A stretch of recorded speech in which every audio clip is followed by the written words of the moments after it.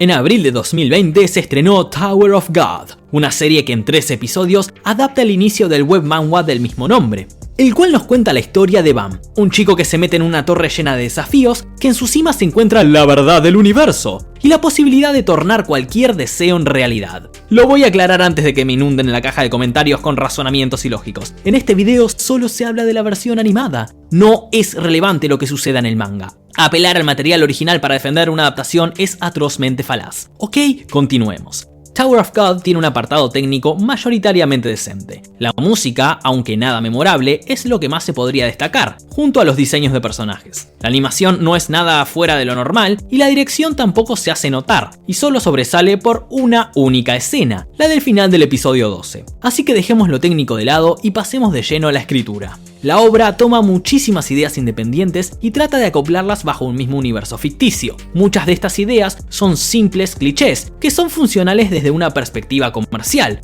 Pocas otras apenas sí pueden ser catalogadas como interesantes. Pero para explayar mejor esta sentencia, vamos a desglosar la arquitectura de esta reseña en 3 preguntas centrales. La primera, ¿quién es el protagonista y quiénes son el resto de los personajes? La pregunta se responde fácilmente: no se sabe. Lo único que se confirma del protagonista es que vivió toda su vida en una cueva, hasta aparentemente el momento que entró en la torre, y que solo interactuó con Raquel, o Rajeru como se pronuncia en japonés. Cabe aclarar que esta situación es totalmente irreal y que es imposible sobrevivir en esas condiciones, además de que no se podría desarrollar habilidades cognitivas complejas sin mencionar la adquisición de un lenguaje estructurado y el conjunto de conductas pertinentes para formar parte de una sociedad como la conocemos. Y bueno, esa es toda la información que tenemos del protagonista. La idea del autor seguramente era vincularlo a Raquel bajo una relación de dependencia, pero lo hizo desde un punto en extremo reduccionista, donde todo el resto de los factores de una vida cotidiana desaparecen, por lo que el trasfondo del protagonista se siente vacío e inverosímil.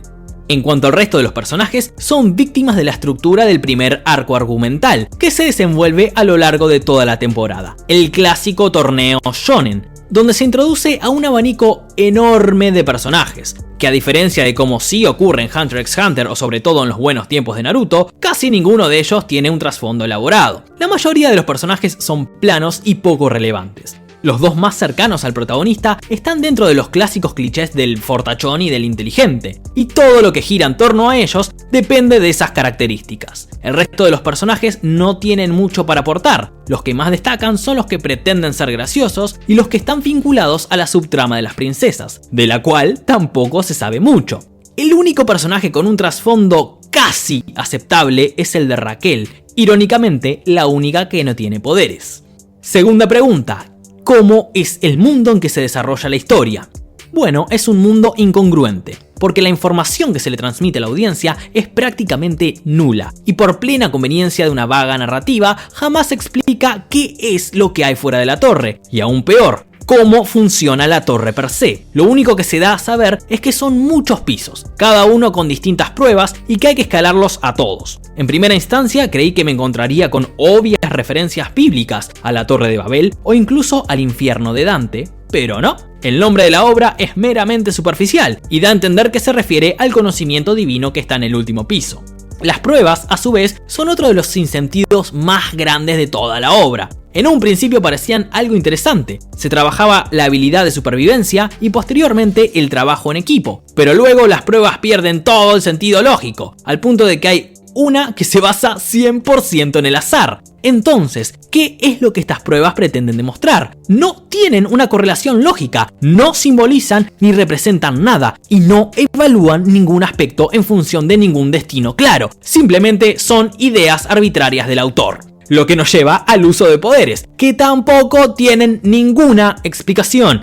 Ninguna. La construcción del mundo, tanto a nivel arquitectónico geográfico como físico-mágico, tienen nula explicación. No se sabe las dimensiones ni las capacidades de la torre, ni tampoco las limitaciones de los poderes de los personajes. Literalmente, todo puede pasar. No pido un sistema elaborado como el de Hunter x Hunter, pero al menos un justificativo de una fuerza mística como el chakra o el ki, de donde más o menos la audiencia pueda especular. Entonces vamos a la tercera pregunta. ¿Cómo se vincula el protagonista con el mundo? O sea, ¿cómo se cuenta la historia? De hecho, se cuenta de una forma desastrosa y muy ineficiente. No hay exposición, el inicio es demasiado abrupto y el primer episodio muestra al protagonista en su primer prueba, una prueba imposible de pasar. ¿Y cómo lo solucionan? Con tremendo Deus Ex Machina. Un poder místico legendario aparece de la nada para hacerlo probar la prueba. ¡Ah! Hermoso.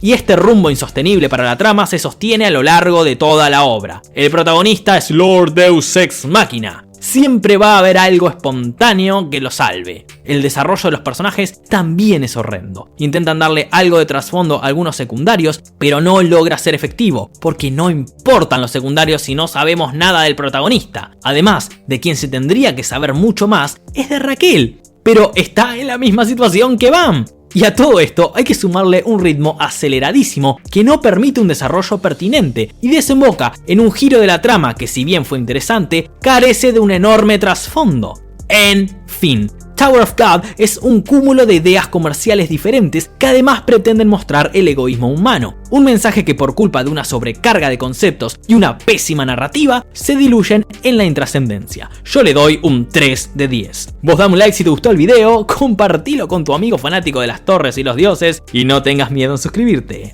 Hasta la próxima.